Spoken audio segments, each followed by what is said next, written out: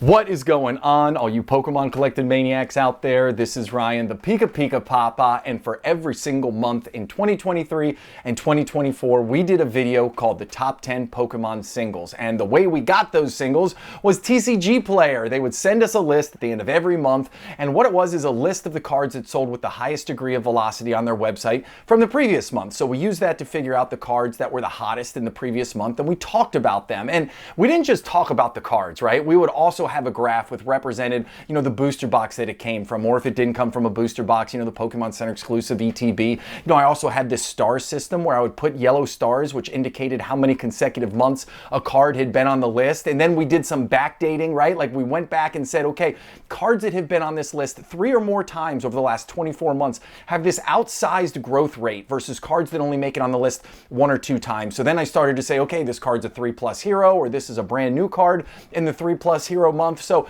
anyways, we did a bunch of fun stuff. Like, this was truly insightful, one of my favorite video series. And then in 2025, TCGplayer stopped sending the information. However, I'm sure, as you have guessed by now, guess what we have this month?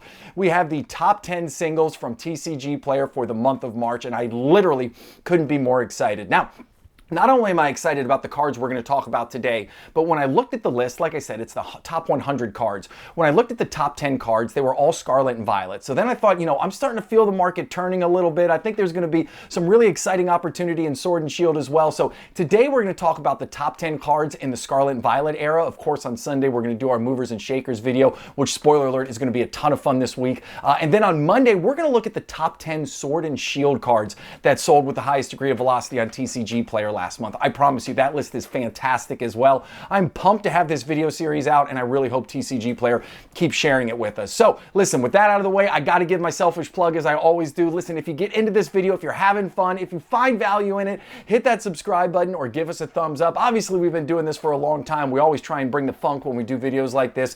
And at the end of the day, I just really hope you enjoy it. So with that out of the way, let's start looking at the top 10 cards that sold with the highest degree of velocity on TCGplayer last month. And coming in at number 10 is the Roaring Moon from Paradox Rift. Now, this is a card which the velocity has been high for quite a while. This is a card that was actually on back in 2024. We saw this card in the top 10 singles list fairly frequently. It's one of the cards we would see with those yellow stars next to it. What we didn't see back in 2024, though, was the booster box price. Look at how the booster box price has climbed ever since December of 2024 till now. I mean, this was a $120, $130 booster box, and now all of a sudden you're paying $195 for Paradox Rift booster boxes. What a world we're living in right now. If you had told me we were going to be paying $200 for Paradox Rift booster boxes 6 months ago, I would have called you absolutely out of your mind. And it's not that I don't love Paradox Rift. I think it's got some really cool artwork in it. Obviously, Roaring Moon was the chase card. It's not now. That Groudon card is number 1. But at the end of the day, I mean, when you stack rank it, as far as I'm concerned, even with the 10 booster box sets we have from Scarlet and Violet, I certainly don't think Paradox Rift is in the top half for me. So just goes to show you how the supply and demand is kind of out of whack right now. But this card has been steady Eddie right in the $50, $55 range. It creeped all the way up there at one point up into the $60 range, but it's been pretty much steady in the $50, $55 range. But it doesn't mean people don't love it. Obviously, it's a playable card, so people have been snapping it up left and right. Now, next card on the list, Scarlet and Violet base set, another card which has a lot of playability. You got Gardevoir coming in right here, okay? And this actually is the chase card from Scarlet and Violet base, as crazy as that is to see. Remember, everybody, it was Miriam when it first came out, but then Miriam is now tanked, and now we got the Gardevoir right here coming in at $47. But again, look at the Scarlet and Violet base set booster box price. Again, same thing. Ever since December of 2024, all booster boxes have just gone insane. It's been a wild 2025 with base set booster box. I mean, they couldn't give these things away in the beginning. These were going for like $85 a pop, and people were trying to, I don't know, they were just trying to give them away left and right, and now they're going for $191. And then again, this is another card which saw a little bit of that. I won't call it irrational, but there was a little bit of a fever pitch in the Scarlet and Violet era here a little while ago, and you can see this card got all the way up over the $50 mark. It's been working its way back down. Not gonna lie, I wouldn't be surprised if it doesn't continue to work its way back down, but that's one of the values of having this video series. We'll be able to see next month, does this card stay on this list? Does it drop off the list? Does the price change? It's going to be a ton of fun now that we have this data set back. Now, next card on the list needs absolutely no introduction. This is the Charizard. And when I talked about how in the earlier iterations of this video series, we would put the number of stars next to it. Like, if you don't remember, this was a $100 card for what felt like forever. It could not move off the $100 mark. But even though it was at $100, even though the price didn't move back then, this card was on the top 10 Pokemon singles list almost every single month ever since it came out. And that was really the thing that gave me this idea of, okay, maybe the price realization doesn't happen immediately, but let's go ahead and let's do some reverse diagnosis here and let's look backwards. And that was where I came up with that 3+ heroes list, because if we had bought this card, once it hit that 3-month mark, like, it would have been just pie in the sky, upside all day long, you know? But anyways, we didn't, and here's where we are. So the card now is at $234. You can see it was all the way up at almost $300. Starting to see the market, I won't call it correct quite yet, but we're starting to see the market turn just a little bit, and we're starting to see some of these singles cards that were way up there in price come back down.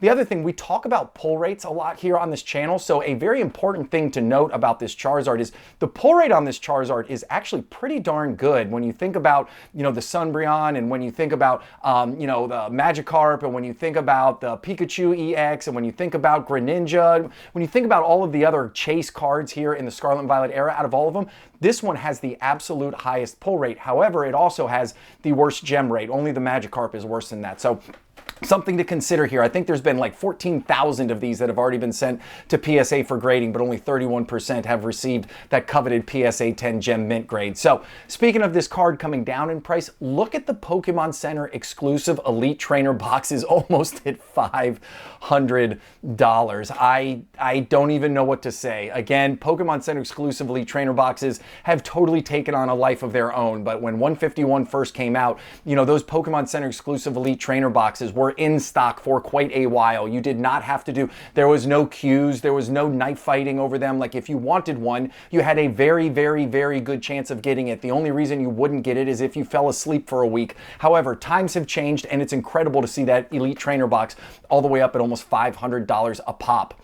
Next card on the list right here is what is now the chase card from Stellar Crown. We have been calling it for a while. We said, listen, the Terapagos, love the artwork, think it's really cool, but we didn't quite think that had the wherewithal to hold the #1 spot in Stellar Crown, and here you are. Squirtle is now #1, but even with that, I mean, to me, it just kind of speaks to the overall weakness of Stellar Crown. And as I say that, look at the booster box prices. The booster box prices are all the way up at $204 each. And then this is your chase card. Your chase card is sitting at $61. It's not even a special illustration rare. It's just an illustration rare of Squirtle. So, I mean, it's just crazy what's going on in the sealed space right now. And I don't know, we're going to have to see. Pokemon has said on numerous occasions that they're going to provide us with reprints, that we're going to have plenty of product in the future. That's yet to be determined. They're going to have to make good on that promise. But hopefully, at the end of the day, what that will do is it'll get some of these booster boxes back into a more realistic price point, because $200 for a set that has the #1 chase card coming in at $61,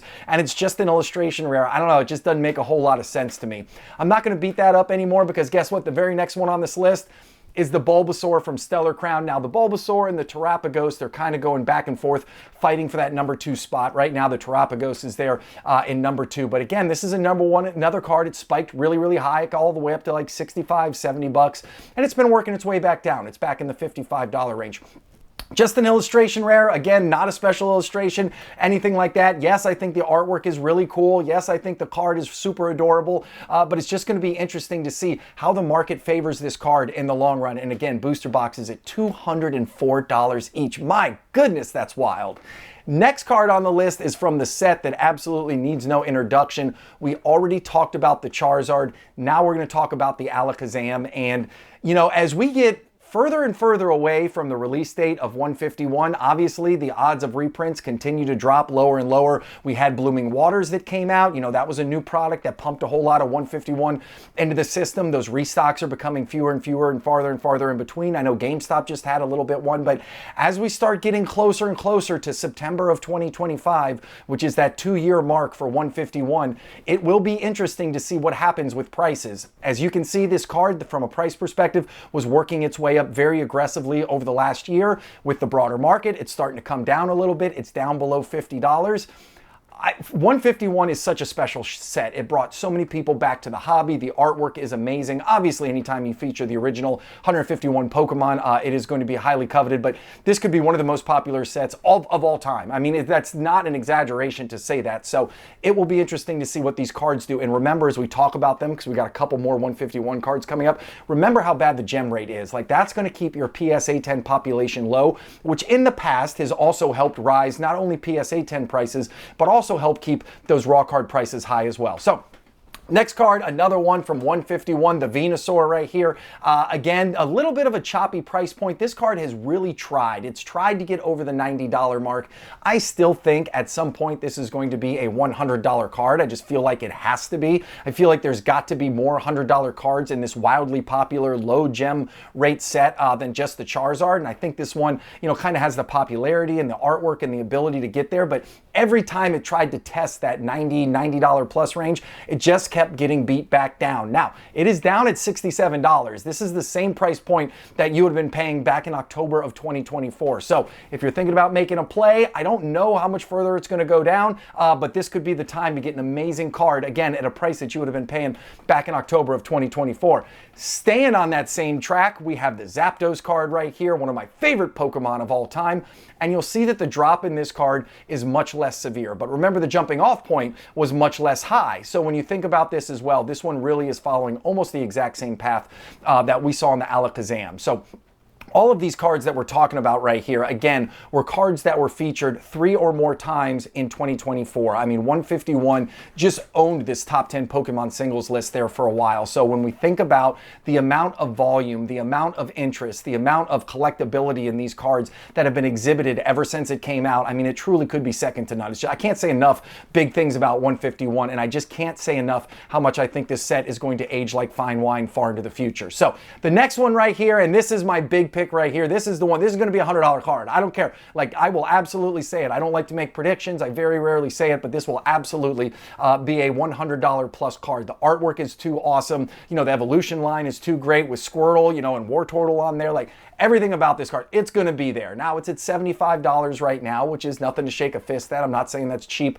by any stretch of the imagination, but this is going to be the number two card in 151. It's never going to chase Charizard, but I do think this one has a lot of room to grow. The artwork's just too awesome. This is an amazing card. I love everything about it. Now, next one on the list, and coming in at number 1, is a card that we have talked about a ton here on this channel. This is the Charizard chase card from Obsidian Flames. And what makes this card special to me is the artwork's not for everybody, although I got to admit, I do love it. I really like the artwork on this card. I know the Terra isn't for everybody, but I think it's really cool. And it was our first Charizard. Now, let's be honest. When you think about Charizard sets, what was it in Sword and Shield? We had Darkness Ablaze, right? Now, obviously, this is a far superior Charizard to that Darkness Ablaze VMAX card that we had back then. But this price has been all over the place. I mean, it huddled right around the $45 range for a long time, and then it started to break out, and I started to get kind of big in my britches. I started to feel really confident. I'm like, man, I told you this card, the gem rate's low, like the artwork's pretty darn good. I know Obsidian Flames isn't the biggest and baddest set in all of Sword and Shield, but